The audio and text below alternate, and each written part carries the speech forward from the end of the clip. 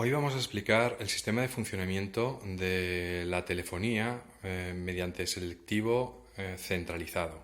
El teléfono selectivo centralizado es aquel que normalmente pone en comunicación el puesto de mando con cada una de las estaciones.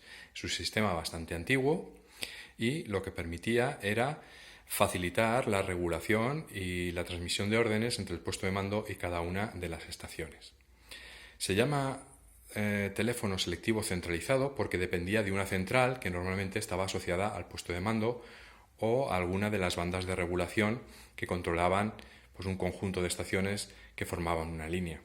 A diferencia del selectivo centralizado, posteriormente surgió el selectivo descentralizado, que tendríamos aquí, que es un conjunto de equipos en el que fundamentalmente destaca el teléfono, un teléfono con disco y una centralita, de manera que el selectivo descentralizado no dependía de la existencia o no de otros equipos en otras estaciones, de manera que el hecho de que cualquiera de las estaciones se desconectara no impedía la comunicación entre el resto de estaciones que disponían de este dispositivo. Vamos a ver cómo funciona el sistema, el concepto de comunicación a través del selectivo centralizado. El selectivo centralizado, en primer lugar, vamos a ver cuál es un poco el concepto de comunicación del selectivo centralizado.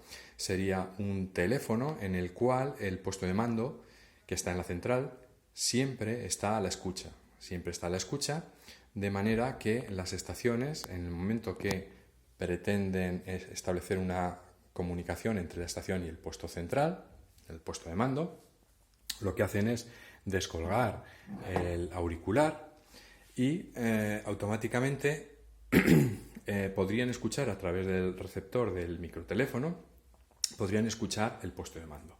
Podrían saber si una comunicación está en curso y por lo tanto intervenir en ella o respetar esa conversación hasta que terminara para después iniciarla. Esto siempre es posible porque el descolgar el teléfono no suponía que automáticamente tuviésemos batería y que se nos pudiese escuchar. Para que se nos pudiera escuchar, además teníamos que pisar un pedal que, por un lado, aportaba la batería para que se nos pudiera oír y además hacía un acoplamiento de impedancias. Ese acoplamiento de impedancias es el acoplamiento de una magnitud eléctrica que lo que hace es que la línea mantenga las mismas características eléctricas tanto si el puesto está interviniendo, el puesto local en este caso está interviniendo, la estación interviene o no interviene.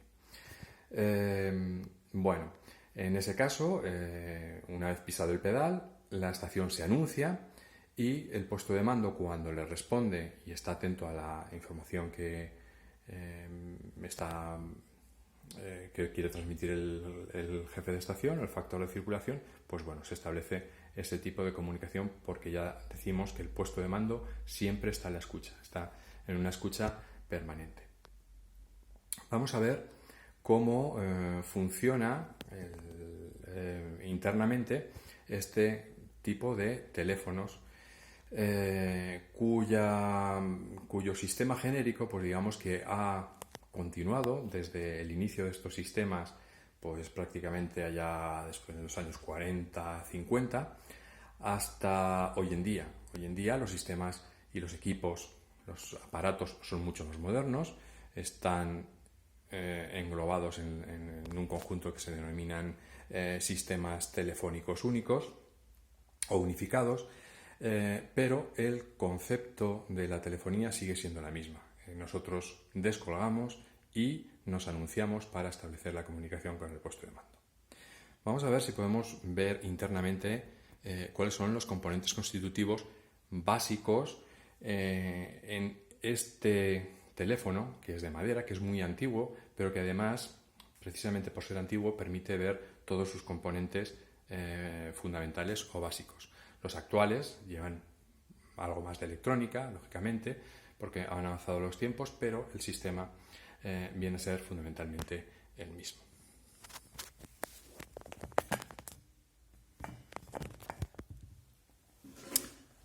Si abrimos el teléfono, observamos que sus componentes principales pues son una serie de elementos eléctricos y electrónicos, en este caso son componentes eléctricos, una bobina y unos condensadores, que en este caso son de gran tamaño porque son muy antiguos. Lógicamente, la tecnología lo que ha hecho ha sido miniaturizar todos estos sistemas, pero estos equipos que hay aquí pues son muy antiguos, estas bobinas son muy robustas y también muy fiables, por eso han durado muchísimo tiempo y podrían seguir dando servicios si realmente quisiéramos. El juego de bobina y condensadores lo que hace es lo que hemos comentado antes del acoplamiento de impedancias cuando pisamos el pedal que nos aporta la batería y que nos pone en comunicación con la línea, nos engancha a la línea donde ya el puesto de mando está a la escucha. También tenemos un equipo selector. Este equipo selector se denomina equipo selector Weston.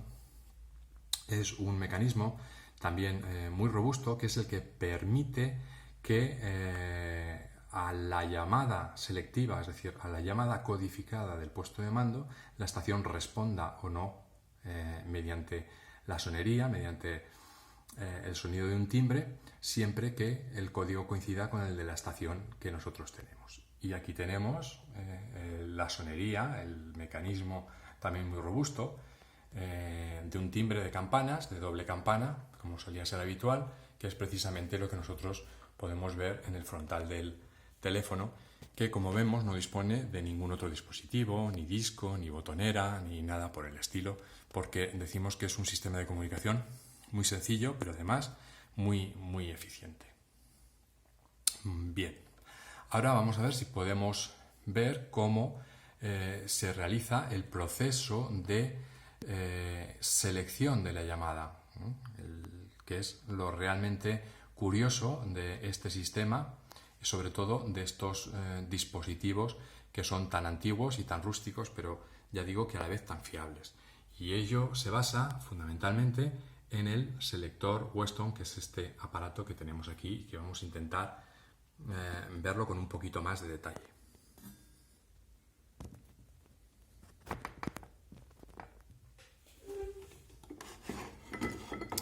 Este selector es un mecanismo que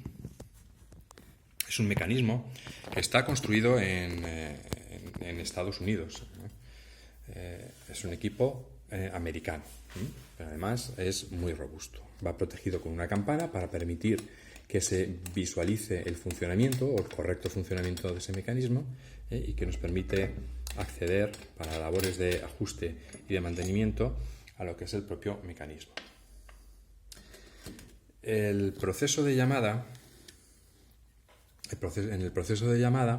el puesto de mando, mediante una botonera o mediante un disco de 14 números, lo que hace es emitir una serie de pulsos. Esa serie de pulsos van en trenes o tandas que denominamos numéricas. Estos pulsos son de corriente continua, van alternándose fases positivas y fases negativas, con una cadencia de aproximadamente 2 ciclos por segundo. Es decir, solían hacer un taca, taca, taca, taca, taca, taca, algo así por el estilo. Y la tensión para la llamada era una tensión que se liberaba directamente de esta manera a la línea y que solía tener unos 100 voltios, 140 voltios, dependiendo del tipo de línea y el alcance que nosotros quisiéramos tener. Cada uno de estos pulsos lo que hace es hacer actuar sobre estas bobinas y sobre esta armadura, de manera que el pulso positivo actuaba llamando, provocando el acercamiento o la imantación del núcleo de una de las bobinas y el negativo hacía precisamente lo contrario, de manera que nosotros cuando tenemos un ciclo de pulsos, pues lo que hace el selector es precisamente el típico tacatá que nosotros escuchábamos. Esta sesión, este carro de impulsos, solía venir precedido de un pulso de desactivación o de inicio. Luego venía un código numérico. Este código numérico, nosotros por ejemplo aquí en este selector lo tenemos aquí y vemos ahí que es el 287. Este código numérico siempre tiene que sumar 17. De hecho, 2 y 8, 10 y 7, 17. ¿Por qué? Porque en el número 17 se tiene que alcanzar el ciclo completo para que pueda ser llamada una estación. Y lo vamos a ver de la siguiente manera. Para que la llamada progrese, o para que este tren de impulsos progrese hasta la estación y este aparato haga moverse o actuar el timbre, como vemos, tiene aquí una serie de conexiones, donde tenemos aquí la línea por donde entra la corriente eléctrica pulsatoria, uno de los bornes de la línea, uno de los cables de la línea y otro de los cables de la línea. Y aquí tenemos la corriente de baja tensión, que ya es propia de la batería del teléfono de la propia estación, que será la que cortocircuite, es decir, a través de un contacto, cierre circuito para progresar hacia el timbre y hacer llamar al timbre. Ese contacto lo tenemos aquí en el disco selector, que es este mecanismo que es tan curioso y que vamos a ver si nos funciona. Este es el disco selector y de lo que se trata es de que la corriente eléctrica va a llegar por esta varilla que hay aquí y va a llegar a este juego de contactos. Ese juego de contactos, como vemos, va a ir a un pequeño soporte y dependerá de que este pequeño soporte se pueda enganchar, este que tenemos aquí, enganche o no enganche. Al enganchar, al quedarse cebado y al quedarse cogido, daría paso por este contacto eléctrico que progresaría a esta parte de aquí, dando continuidad al circuito que alimenta el timbre. Entonces, el proceso sería el siguiente. Vamos a ver cómo progresaría una llamada correcta hacia nuestra estación. Vemos que el código de nuestra estación es el 287. Imaginémonos que ahora el puesto de mando intenta hacer una llamada con los códigos 287, con un tren de impulsos que va a ser el 2, el 8 y el 7. Vamos a ver si podemos verlo. Y vamos a fijarnos, a ver si podemos fijarnos muy bien en esta pestañita que tenemos aquí. Si nos damos cuenta, ese es un contacto que se va a accionar, se va a coger en el momento que nosotros, que coincida con este código. Y el código pues lo tenemos aquí, no sé si se ve muy bien, sería aquí el primer buloncito que tenemos aquí, es un buloncito pequeño, a ver, no lo vemos bien, este buloncito pequeño que tenemos aquí está en la posición 2, es decir, 1 y 2, 1 y 2, luego 8, 1, 2, 3, 4, 5, 6, 7, en la posición 8 tenemos otro pequeño tetoncillo o bulón, y luego en la posición 7, 1, 2, 3, 4, 5, 6 y 7 tendremos el último de los buloncillos que hará el contacto al final de esta lámina que tenemos aquí. Bueno, vamos a imaginarnos, vamos a ver si nos sale la llamada, progresa correctamente en ese tren de impulsos que comienza con el 2 y que sería de la siguiente manera. A ver si funciona. 1 y 2.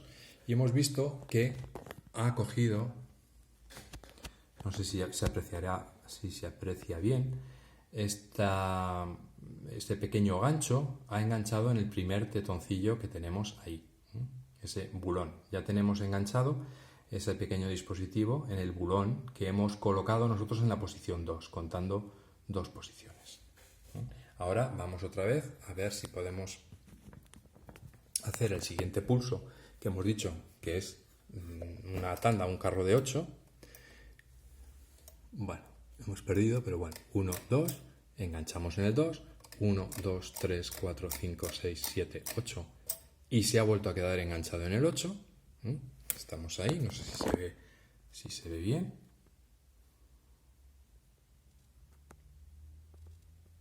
Ha quedado enganchado en el 8 y ahora nos faltaría el siguiente dígito, la siguiente cifra, que sería un 7. 1, 2, 3, 4, 5, 6, 7 y ya tenemos enganchado. Fijémonos que aquí hemos enganchado el bulón que está justo en la rueda que está conectada con esta plaquita de cobre de arriba. Ahí lo vemos que está enganchado. Es decir, ya tenemos el contacto que pasa a la plaquita de cobre y a través de la plaquita de cobre vamos a ver dónde va. A través de la plaquita de cobre, esa plaquita de cobre termina, a ver si se ve bien, en un contacto y ese contacto va a ir hacia abajo y va a conectar, va a poner en contacto aquella parte de allá con esta parte de aquí. Por lo tanto, la corriente eléctrica va a progresar hacia el timbre. Bueno, entonces esto está a unos 5 segundos más o menos así, y luego el puesto de mando dentro de ese carro de impulsos pues va a dar otros 2 pulsos que se denominan pulsos de desconexión. Esos pulsos de desconexión tienen la misión de desactivar o inicializar el selector y poner todos los selectores a cero. Es decir, si nosotros diésemos aquí un pulso más, vamos a verlo, aquí damos un pulso más, vemos que se desengancha el sistema y a través de un muelle el elemento selector ha vuelto a su posición inicial. En el caso de que se hubiese quedado en una posición intermedia porque hubiese una coincidencia parcial de alguno de los dígitos, pero no estuviese actuando el timbre, por ejemplo, imaginémonos que hacemos un pulso en el que empezamos con el 2,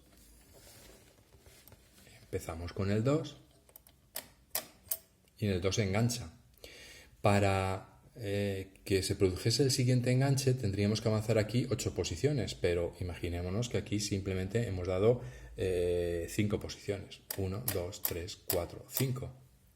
En este caso, cuando acaba este pulso, en este pulso el selector vuelve otra vez a su posición inicial, con lo cual se nos queda descargado y la llamada no progresaría hasta este teléfono porque la llamada no va encaminada, no va dirigida a esta estación. Bueno, pues es así como funciona el sistema de telefonía de selectivo centralizado. Luego al finalizar, siempre se dan unos pulsos de desenganche. Y es así fundamentalmente como funciona este sistema, que es muy simple, es muy sencillo. Mecánicamente esto no viene a ser más que un pequeño mecanismo de reloj, y además es muy sencillo porque, como vemos aquí, para cambiar los códigos de selección del 287, lo único que tendríamos que hacer es cambiar estos pequeños bulones, la posición en la que se queda enganchado, que las tenemos aquí, mediante unos juegos de tuerca. A ver si podemos coger este que hay aquí. Si lo movemos aquí, pues entonces en vez de tener el 287 tendríamos el 377. Bueno, en definitiva todos tienen que sumar 14.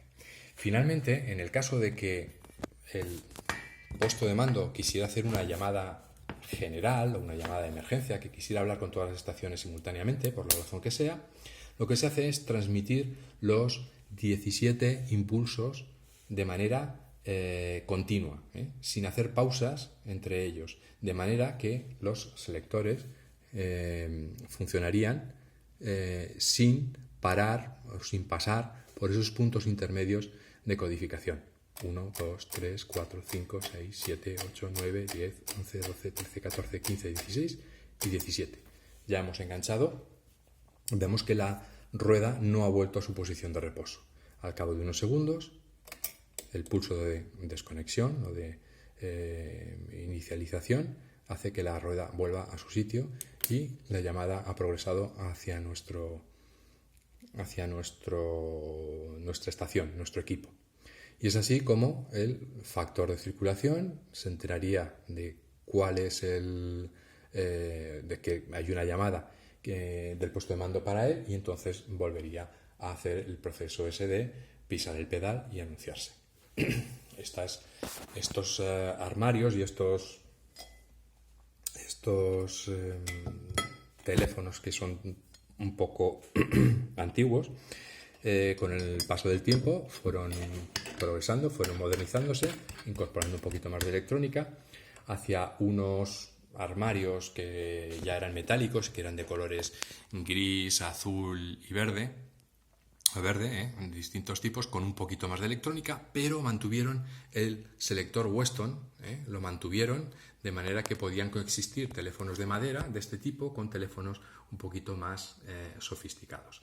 Además, estos teléfonos ya metálicos, más modernos, incorporaban, en vez de tener que pisar el pedal, pues incorporaban un pulsador en el microteléfono, de manera que simplemente pulsando ese pulsador ya se hacía automáticamente, mediante la electrónica más moderna que tenían, hacía el acoplamiento de impedancias y aportaba la batería para poder anunciarse.